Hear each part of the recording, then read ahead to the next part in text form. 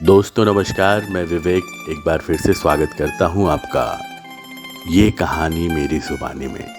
दोस्तों मैं आज आपके लिए एक बार फिर से लेके आया हूं मुंशी प्रेमचंद्र जी की एक कहानी जिसका शीर्षक है गरीब की हाय।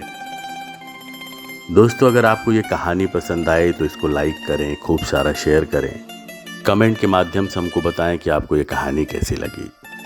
साथ ही अगर आप इस चैनल पर नए हैं तो इस चैनल को सब्सक्राइब कर बेल आइकन दबाना न भूलें, जिससे ऐसी मनोरंजक कहानियां आपको सबसे पहले मिलें। लीजिए प्रस्तुत है कहानी गरीब की हाय। मुंशी रामसेवक भवें चढ़ाए घर से निकले और बोले, इस जीने से तो मरना भला है। मृत्यु को प्रायः इस तरह के जितने निमंत्रण दिए जाते हैं, यदि वह सबको स्वीकार करती तो आज सारा संसार उजाड़ दिखाई देता। मुंशी रामसेवक चांदपुर गांव के एक बड़े रईस थे। रईसों के सभी गुण इनमें भरपूर थे। मानव चरित्र की दुर्बलताएं उनके जीवन का आधार थीं। वह नित्य मुंसिफी कचहरी के हाथे में एक नीम के पेड़ के नीचे कागजों का बस्ता खोलकर एक टूटी सी चौकी पर बैठे दिखाई देते थे। किसी ने कभी उन्हें इजलास पर कानूनी बहस या मुकदमे की पैरवी करते नहीं देखा, परंतु उन्हें सब लोग मुख्तार साहब कहकर पुकारते थे। चाहे तूफान आए, पानी बरसे, ओले गिरे, पर मुख्तार साहब वहां से टस से मस न होते।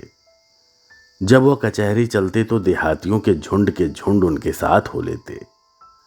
चारों ओर उन पर विश्वास और आदर की दृष्टि पड़ती। सब में प्रसिद्ध था कि उनकी जीभ पर सरस्वती विराजती हैं। इसे वकालत कहो या मुख्तारी, परंतु यह केवल कुल मर्यादा की प्रतिष्ठा का पालन था। आमदनी अधिक ना थी। चांदी के सिक्कों की तो चर्चा ही क्या, कभी कभी तांबे के सिक्के भी निर्भय उनके पास आने से हिचकते थे।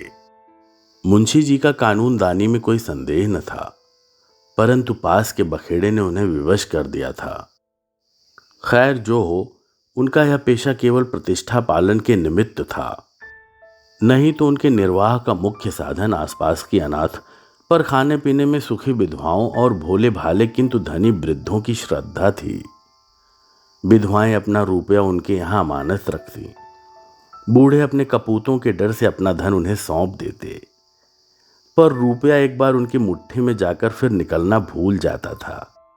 वह जरूरत पड़ने पर कभी कभी कर्ज ले लेते थे। भला बिना कर्जा लिए किसी का काम चल सकता है? भोर को सांझ के करार पर रुपया लेते, पर वह सांझ कभी नहीं आती थी।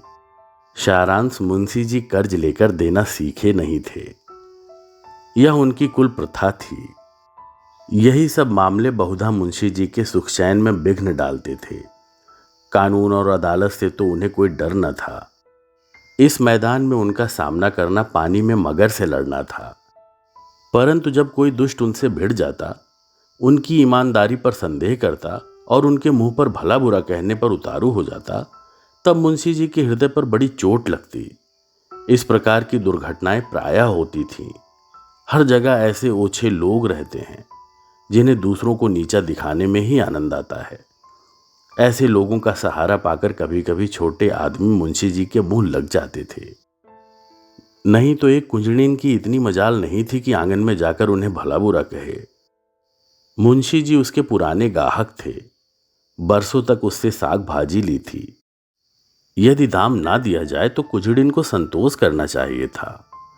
दाम जल्दी या देर से मिल ही जाते, परंतु वह मुंहफट कुजड़िन 2 ही बरसों में घबरा गई और उसने कुछ आने पैसों के लिए एक प्रतिष्ठित आदमी का पानी उतार लिया। झुंझलाकर मुंशी जी अपने को मृत्यु का कलेवा बनाने पर उतारू हो गए तो इनमें उनका कुछ दोष न था। इसी गांव में मूंगा नाम की एक विधवा ब्राह्मणी रहती थी। उसका पति ब्रह्मा की काली पलटन में हवलदार था और लड़ाई में वह मारा गया। सरकार की ओर से उसे अच्छे कामों के बदले मूंगा को 500 रुपए मिले थे। विधवा स्त्री, जमाना नाजुक था। बेचारी ने सब रुपए मुंशी रामसेवक को सौंप दिए और महीने महीने थोड़ा थोड़ा उसमें से मांगकर अपना निर्वाह करती रही।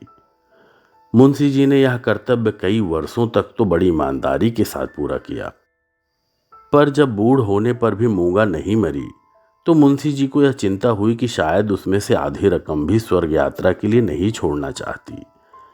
तो एक दिन उन्होंने कहा, मूंगा, तुम्हें मरना है या नहीं? साफ साफ कह दो कि मैं अपने मरने की फिक्र करूं। उस दिन मूंगा की आंखें खुली, उसकी नींद टूटी। बोली, मेरा हिसाब कर दो। हिसाब का चिट्ठा तैयार था। अमानत में अब एक कौड़ी बाकी न थी। मूंगा ने बड़ी कड़ाई से मुंशी जी का हाथ पकड़कर कहा, अभी मेरे 250 रुपए तुमने दबा रखे हैं, मैं एक कौड़ी भी नहीं छोड़ूंगी।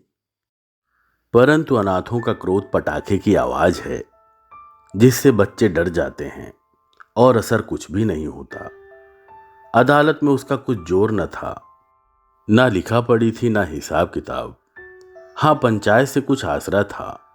पंचायत बैठी, कई गांव के लोग इकट्ठा हुए। मुंशी जी नियत और मामले के साफ थे, उन्हें पंचों का क्या डर। सभा में खड़े होकर पंचों से कहा, भाइयों, आप लोग सत्यनारायण और कुलीन हैं। मैं आप सब साहबों का दास हूं। आप सब साहबों की उदारता और कृपा से, दया और प्रेम से मेरा रोम रोम कृतज्ञ है। और आप लोग सोचते हैं कि मैं इस अनाथनी और विधवा स्त्री के रुपए हड़प कर गया हूं। पंचों ने एक स्वर में कहा, नहीं नहीं, आपसे ऐसा नहीं हो सकता। राम सेवक ने कहा, यदि आप सब सज्जनों का विचार हो कि मैंने रुपए दबा लिए, तो मेरे लिए डूब मरने के सिवा और कोई उपाय नहीं। मैं धनाढ्य नहीं हूं, न मुझे उदार होने का घमंड है, पर अपनी कलम की कृपा से, आप लोगों की कृपा से किसी का मोहताज नहीं हूं। क्या मैं ऐसा ओछा हो जाऊंगा कि एक अनाथनी के रुपए पचा लूं? पंचों ने एक स्वर में फिर कहा, नहीं नहीं, आपसे ऐसा नहीं हो सकता। मुंह देखकर टीका काढ़ा जाता है। पंचों ने मुंशी जी को छोड़ दिया। पंचायत उठ गई। मूंगा ने आह भरकर संतोष किया और मन में कहा, अच्छा अच्छा, यहां ना मिला तो ना सही, वहां कहां जाएगा। अब कोई मूंगा का दुख सुनने वाला और सहायक न था। दरिद्रता से जो कुछ दुख भोगने पड़ते हैं, वह सब उसे झेलने पड़े। वह शरीर की पुष्ट थी, चाहती तो परिश्रम कर सकती थी, पर जिस दिन पंचायत पूरी हुई, उसी दिन उसने काम ना करने की कसम खा ली। अब उसे रात दिन रुपयों की रट लगी रहती।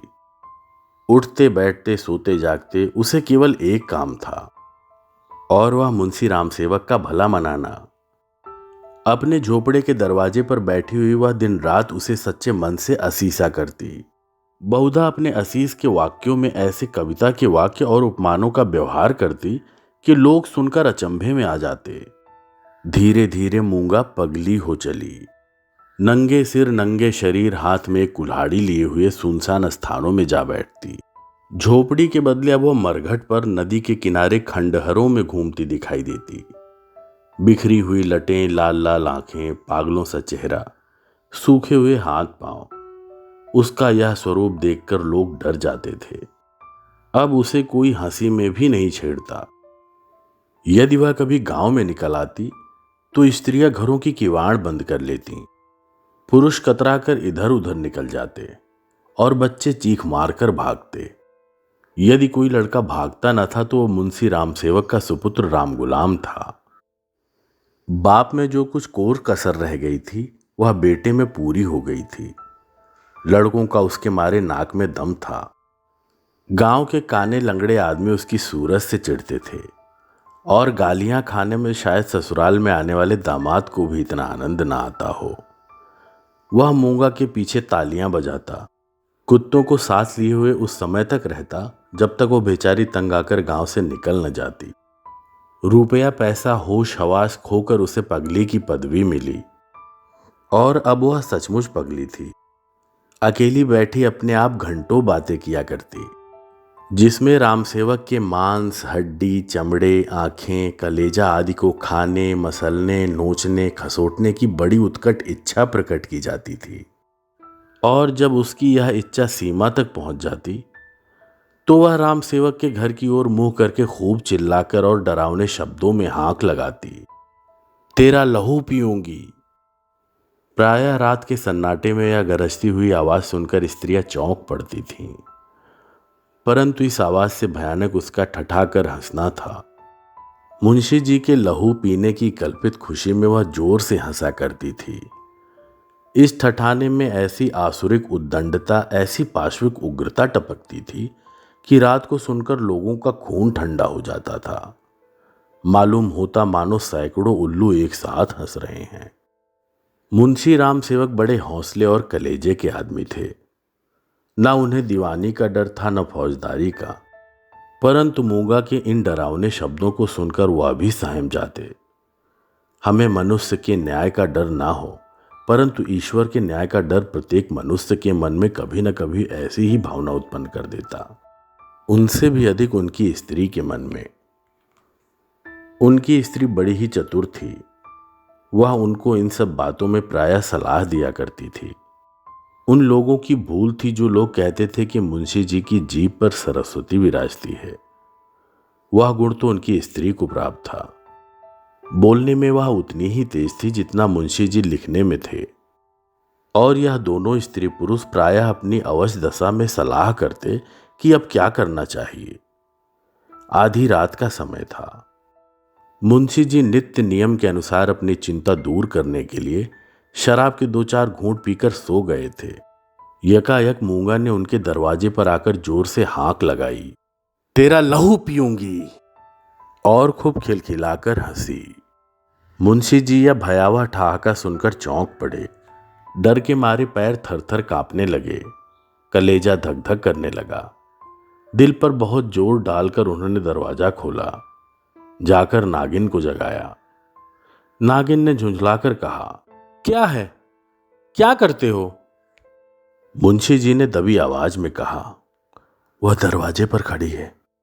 नागिन उठ बैठी और बोली, क्या कहती है? तुम्हारा सिर। क्या दरवाजे पर आ गई? हाँ, आवाज नहीं सुनती हो? नागिन मूंगा से नहीं परंतु उसके ध्यान से बहुत डरती थी। तो भी उसे विश्वास था कि मैं बोलने में उसे जरूर नीचा दिखा सकती हूं। संभल कर बोली, कहो तो मैं उससे 2-2 बातें कर लूं। परंतु मुंशी ने मना किया। दोनों आदमी पैर दबाए ड्योढ़ी में गए और दरवाजे से झांक कर देखा। मूंगा की धुंधली मूरत धरती पर पड़ी थी और उसकी सांस तेजी से चलती हुई सुनाई देती थी। राम सेवक के लहू मांस की भूख में वह अपना लहू और मांस सुखा चुकी थी। एक बच्चा भी उसे गिरा सकता था, परंतु उससे सारा गांव थरथर कांपता था। हम जीते मनुष्य से नहीं डरते, परंतु मुर्दे से डरते हैं। रात गुजरी, दरवाजा बंद था, पर मुंशी जी और नागिन ने बैठकर रात काटी। मूंगा भीतर नहीं घुस सकती थी, पर उसकी आवाज को कौन रोक सकता था? मूंगा से अधिक डरावनी उसकी आवाज थी। भोर को मुंशी जी बाहर निकले और मूंगा से बोले, यहां क्यों पड़ी है? मूंगा बोली, तेरा लहू पीऊंगी। नागिन ने बल खाकर बोला, तेरा मुंह झुलस दूंगी। पर नागिन के विष ने मूंगा पर कुछ असर ना किया। उसने जोर से ठहाका लगाया। नागिन खिसियानी सी हो गई। हंसी के सामने मुंह बंद हो जाता है। मुंशी जी फिर बोले, यहां से उठ जा। ना उठूंगी। कब तक पड़ी रहेगी? तेरा लहू पीकर जाऊंगी। मुंशी जी की प्रखर लेखनी का यहां कुछ जोर न चला और नागिन की आग भरी बातें यहां सर्द हो गईं। दोनों घर में जाकर सलाह करने लगे, यह भला कैसे टलेगी? इस आफत से कैसे छुटकारा होगा? देवी आती है तो बकरे का खून पीकर चली जाती है, पर यह डायन मनुष्य का खून पीने आई है। वह खून जिसका अगर एक बूंद भी कलम बनाने के समय निकल पड़ती थी तो अठवारों और महीनों सारे कुनबे को अफसोस रहता और यह घटना गांव में घर घर फैल जाती। क्या वही लहू पीकर मूंगा का सूखा शरीर हरा हो जाएगा? गांव में यह चर्चा फैल गई। मूंगा मुंशी जी के दरवाजे पर धरना दिए बैठी है। मुंशी जी के आगमन में गांव वाले को बड़ा मजा आता था। देखते देखते सैकड़ों आदमियों की भीड़ लग गई। इस दरवाजे पर कभी कभी भीड़ लगती रहती थी। यह भीड़ राम गुलाम को पसंद ना थी। मूंगा पर उसे ऐसा क्रोध आ रहा था, यदि उसका वश चलता तो वह इसे कुएं में ढकेल देता। इस तरह का विचार उठते ही राम गुलाम के मन में गुदगुदी समा गई और वह बड़ी कठिनता से अपनी हंसी रोक सका। आहा, वह कुएं में गिरती तो क्या मजे की बात होती। परंतु यह चुड़ैल यहां से टलती ही नहीं, क्या करूं? मुंशी जी के घर में एक गाय थी जिसे खाली दाना और भूसा खूब खिलाया जाता, पर वह सब उसकी हड्डियों में मिल जाता। उसका ढांचा पुष्ट होता जाता था। राम गुलाम ने उसी गाय का गोबर एक हांडी में घोला और सबका सब बेचारी मूंगा पर उड़ेल दिया। उसके थोड़े बहुत छींटे दर्शकों पर भी डाल दिए। बेचारी मूंगा लथपथ हो गई और लोग भाग खड़े हुए, कहने लगे, यह मुंशी राम गुलाम का दरवाजा है, यहां इसी प्रकार का शिष्टाचार किया जाता है। जल्द भाग चलो, नहीं तो इससे भी बढ़कर खातिर की जाएगी। इधर भीड़ कम हुई। इधर राम गुलाम घर में जाकर खूब हंसा और खूब तालियां बजाई। मुंशी जी ने व्यर्थ की भीड़ को ऐसे सहज में और ऐसे सुंदर रूप से हटा देने के उपाय पर अपने सुशील लड़के की पीठ ठोकी। सब लोग तो चंपत हो गए, पर बेचारी मूंगा ज्यों की त्यों बैठी रह गई। दोपहर हुई, मूंगा ने कुछ नहीं खाया। सांझ हुई, हजार कहने सुनने पर भी खाना नहीं खाया। गांव के चौधरी ने बड़ी खुशामद की, यहां तक कि मुंशी जी ने हाथ तक जोड़े, पर देवी प्रसन्न ना हुई। निदान मुंशी जी उठकर भीतर चले गए। यह कहते थे कि रूठने वाले को भूख आप ही आप मना लिया करती है। मूंगा ने यह रात भी बिना दाना पानी के काट दी। लाला जी और ललाइन ने आज भी जाग जाग कर भोर किया। आज मूंगा की गरज और हंसी बहुत कम सुनाई पड़ती थी। घर वालों ने समझा बला टली। सवेरा होते ही दरवाजा खोलकर देखा तो वह अचेत पड़ी थी। मुंह पर मक्खियां भिनभिना रही हैं और उसके प्राण पखेरु उड़ चुके हैं। वह इस दरवाजे पर मरने ही आई थी। जिसने उसके जीवन की जमा पूंजी हर ली थी, उसी को अपनी जान भी सौंप दी। अपने शरीर की मिट्टी तक उसको भेंट कर दी। धन से मनुष्य को कितना प्रेम होता है। धन अपनी जान से भी ज्यादा प्यारा होता है, विशेषकर बुढ़ापे में। ऋण चुकाने के दिन ज्यों त्यों पास आते जाते हैं, त्यों त्यों उसका ब्याज बढ़ता जाता है। यह कहना यहाँ व्यर्थ है कि गांव में इस घटना से कैसी हलचल मची और मुंशी राम सेवक कैसे अपमानित हुए।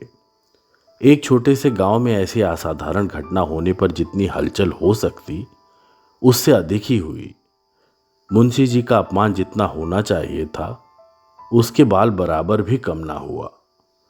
उनका बचा कुचा पानी भी इस घटना से चला गया। अब गांव का दलित भी उनके हाथ पानी पीने का, उन्हें छूने का रवादार न था। यदि किसी घर से कोई गाय खूंटे पर मर जाती है, तो वह आदमी महीनों द्वार द्वार भीख मांगता फिरता है। न नाई उसकी हजामत बनावे, न कहार उसका पानी भरे, न कोई उसे छुए। यह गौहत्या का प्रायश्चित था। ब्रह्म हत्या का दंड तो इससे भी कड़ा है और इसमें अपमान भी बहुत है। मूंगा यह जानती थी, इसलिए इस दरवाजे पर आकर मरी थी। वह जानती थी मैं जीते जी तो कुछ नहीं कर सकती, मरकर उससे बहुत कुछ कर सकती हूं। गोबर का उपला जब जलकर खाक हो जाता है, तब साधु संत उसे माथे पर चढ़ाते हैं। पत्थर का ढेला आग में जलकर आग से भी अधिक तीखा और मारक होता है। मुंशी राम सेवक कानूनदां थे। कानून ने उन पर कोई दोष नहीं लगाया था। मूंगा किसी कानूनी दफा के अनुसार नहीं मरी थी। ताजिरात हिंद में उनका कोई उदाहरण नहीं मिलता था। इसलिए जो लोग उनसे प्रायश्चित करवाना चाहते थे, उनकी भारी भूल थी। कुछ हर्ज नहीं, कहार पानी ना भरे ना सही, वह पानी भर लेंगे। अपना काम आप करने में भला लाज ही क्या? बला से नाई बाल ना बनावेगा। हजामत बनाने का काम ही क्या है? दाढ़ी बहुत सुंदर वस्तु है। दाढ़ी मर्द की शोभा और श्रृंगार है। और फिर जो बालों से ऐसी घिन होगी, तो एक एक आने में तो अस्तुरे मिलते हैं। धोबी कपड़े ना धोएगा, इसकी भी कुछ परवाह नहीं। साबुन तो गली गली कौड़ियों के मोल आता है। एक बट्टी साबुन में दर्जनों कपड़े ऐसे साफ हो जाते हैं जैसे बगुले के पर। धोबी क्या खाक ऐसा साफ कपड़ा धोएगा? पत्थर पर पटक पटक कर कपड़ों का लत्ता निकाल लेता है। आप पहने, दूसरों को भाड़े पर पहनाए, भट्ठी में चढ़ाए, रेह में भिगोए, कपड़ों की तो दुर्गति कर डालता है। जब भी तो कुर्ते 2-3 साल से अधिक नहीं चलते। नहीं तो दादा हर 5वें बरस में 2-3 अचकन और 2 कुर्ते बनवाया करते थे। मुंशी रामसेवक और उनकी स्त्री ने दिन भर तो यूं ही कहकर अपना मन समझाया। सांझ होते ही उनकी तर्कनाएं शिथिल हो गईं। अब उनके मन पर भय ने चढ़ाई की। जैसे तैसे रात बीतती थी, भय भी बढ़ता जाता था। बाहर का दरवाजा भूल से खुला रह गया था, पर किसी की हिम्मत ना पड़ती थी कि जाकर बंद तो कराए। निदान नागिन ने हाथ में दिया लिया, मुंशी जी ने कुल्हाड़ा और रामगुलाम ने गड़ासा। इस ढंग से तीनों आदमी चौंकते हिचकते दरवाजे पर आए। यहां मुंशी जी ने बहादुरी से काम लिया। उन्होंने निधड़क दरवाजे से बाहर निकलने की कोशिश की। कांपते हुए पर ऊंची आवाज में नागिन से बोले, तुम व्यर्थ में डरती हो, वह क्या यहां बैठी है? पर उनकी प्यारी नागिन ने उन्हें अंदर खींच लिया और झुंझलाकर बोली, तुम्हारा यही लड़कपन तो अच्छा नहीं। यह दंगल जीतकर तीनों आदमी रसोई के कमरे में आए और खाना पकने लगा। परंतु मूंगा उनकी आंखों में घुसी हुई थी। अपनी परछाई को देखकर मूंगा का भय होता था। अंधेरे कोने में मूंगा बैठी हुई मालूम होती थी। वही हड्डियों का ढांचा, वही बिखरे हुए बाल, वही पागलपन, वही डरावनी आंख मूंगा का नक्सिक दिखाई देता था। इसी कोठरी में आटे दाल के कई मटके रखे हुए थे। वहां कुछ पुराने चिथड़े भी पड़े हुए थे। एक चूहे को भूख ने बेचैन किया। मटकों ने कभी अनाज की सूरत ना देखी थी, पर सारे गांव में मशहूर था कि इस घर में चूहे गजब के डाकू हैं। तो वह उन दानों की खोज में जो मटकों से कभी नहीं गिरे थे, रेंगता हुआ इस चिथड़े के नीचे आ निकला। कपड़े में खरखराहट हुई। फैले हुए चिथड़े मूंगा की पतली टांगे बन गईं। नागिन देखकर झिझकी और चीख उठी। मुंशी जी बदहवास होकर दरवाजे की ओर लपके। रामगुलाम दौड़कर उनकी टांगों से लिपट गया। चूहा बाहर निकल आया। उसे देखकर इन लोगों के होश ठिकाने हुए। अब मुंशी जी साहस करके मटके की ओर चले। नागिन ने कहा, रहने भी दो, देख ली तुम्हारी मर्दानगी। मुंशी जी अपनी प्रिया नागिन के इस अनादर पर बहुत बिगड़े। क्या तुम समझती हो मैं डर गया? भला डर किस बात की? मूंगा मर गई है, क्या वह बैठी है? मैं कल नहीं दरवाजे के बाहर निकल गया था, तुम रोकती रही, मैंने नहीं माना। मुंशी जी की इस दलील ने नागिन को निरुत्तर कर दिया। कल दरवाजे से बाहर निकल जाना या निकलने की कोशिश करना साधारण काम न था। जिसके साहस का ऐसा प्रमाण मिल चुका हो, उसे डरपोक कौन कह सकता है? यह नागिन की हठधर्मी थी। खाना खाकर तीनों आदमी सोने के कमरे में आए, परंतु मूंगा ने यहां भी पीछा न छोड़ा। बातें करते थे, दिल को बहलाते थे। नागिन ने राजा हरदौल और रानी सारंधा की कहानियां कहीं। मुंशी जी ने फौजदारी के कई मुकदमों का हाल कह सुनाया, परंतु तो भी इन उपायों से मूंगा की मूर्ति उनकी आंखों के सामने से न हटती थी। जरा खटखटाहट होती तो तीनों चौंक पड़ते। उधर पत्तियों में सनसनाहट हुई, इधर तीनों के रोंगटे खड़े हो गए। रह रहकर एक धीमी आवाज धरती के भीतर से उनके कानों में आती थी, तेरा लहू पीऊंगी। आधी रात को नागिन नींद से चौंक पड़ी। वह इन दिनों गर्भवती थी। लाल लाल आंखों वाली, तेज और नुकीले दांतों वाली मूंगा उसी की छाती पर बैठी हुई जान पड़ती थी। नागिन चीख उठी, बावली की तरह आंगन में भाग आई और यकायक धरती पर चित्त गिर पड़ी। सारा शरीर पसीने पसीने हो गया। मुंशी जी भी उसकी चीख सुनकर चौंके, पर डर के मारे आंखें न खुली। अंधों की तरह दरवाजा टटोलते रहे। बहुत देर के बाद उन्हें दरवाजा मिला। आंगन में आए नागिन जमीन पर पड़ी हाथ पांव पटक रही थी। उसे उठाकर भीतर लाए, पर रात भर उसने आंखें न खोली। भोर को अकबक बकने लगी। थोड़ी देर में ज्वर हो आया। बदन लाल तवा सा हो गया। सांझ होते होते सनपात हो आया और आधी रात के समय जब संसार में सन्नाटा छाया हुआ था, नागिन इस संसार से चल बसी। मूंगा के डर ने उसकी जान ली। जब तक मूंगा जीती रही, वह नागिन के फुफकार से सदा डरती रही। पगली होने पर भी उसने कभी नागिन का सामना नहीं किया, पर अपनी जान देकर उसने आज नागिन की जान ली। भय में बड़ी शक्ति है। मनुष्य हवा में एक गिरह भी नहीं लगा सकता, पर इसने हवा में एक संसार रच डाला। रात बीत गई, दिन चढ़ता आता था। पर गांव का कोई आदमी नागिन की लाश उठाने को आता न दिखाई दिया। मुंशी जी घर घर घूमे पर कोई ना निकला। भला हत्यारे के दरवाजे पर कौन जाए, हत्यारे की लाश कौन उठाए। इस समय मुंशी जी का रूपदार, उनकी प्रबल लेखनी का भय और उनकी कानूनी प्रतिभा एक भी काम ना आई। चारों ओर से हार कर मुंशी जी फिर अपने घर आए। यहां उन्हें अंधकार ही अंधकार दिखता था। दरवाजे तक तो आए पर भीतर पैर नहीं रखा जाता था। न बाहर ही खड़े रह सकते थे। बाहर मूंगा थी, भीतर नागिन। जी को कड़ा करके हनुमान चालीसा का पाठ करते हुए घर में घुसे। उस समय उनके मन में जो बीतती थी वही जानते थे। उनका अनुमान करना कठिन है। घर में लाश पड़ी हुई, न कोई आगे न पीछे। दूसरा ब्याह तो हो सकता था, अभी इसी फागुन में 50वां लगा है। पर ऐसी सुयोग और मीठी बोली वाली स्त्री कहाँ मिलेगी।